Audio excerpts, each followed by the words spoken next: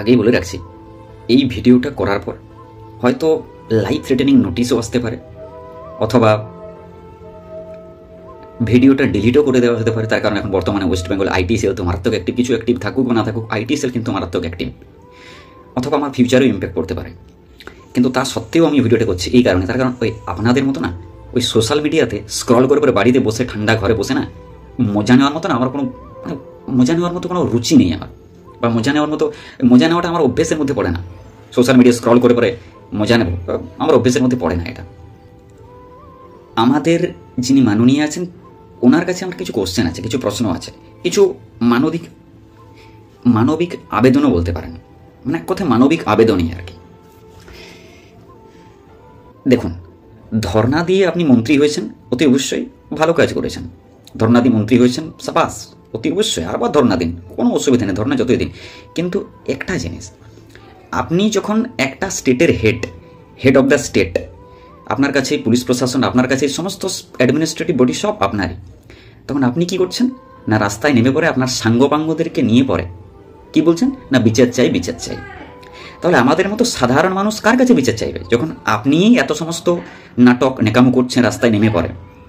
আপনি নিজেই একবার ভাবুন যে আপনি যে সমস্ত নাটকবাজিগুলো দেখাচ্ছেন আর যে সমস্ত নেকামোগুলো দেখাচ্ছেন, আপনার লজ্জা লাগছে না এগুলো করতে একটু, এই নাটকগুলো, এই নেকামোগুলো? আমার সেকেন্ড কোশ্চেন, আপনি শিক্ষিতা না অশিক্ষিতা? এটা এখন বিচার একদম করার, মানে এটা বিচার করা এখন একদম বোধহীনতার পরিচয়। তার কারণ আমরা সব বুঝে গিয়েছি আপনি শিক্ষিতা না অশিক্ষিতা।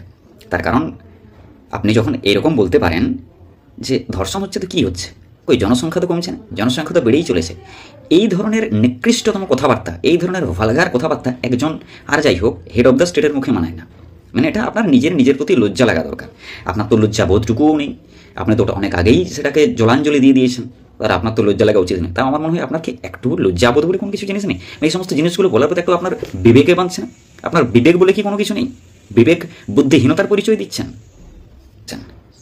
আপনি একটা পরিবারকে, যে পরিবারটা তার সমস্ত কিছু ইতিমধ্যে হারিয়ে পড়ে বসে আছে, এবং যারা আপনার দিকে তাকিয়ে বসে আছেন কবে সঠিক বিচারটা তারা পাবেন, আর আপনি কি করছেন?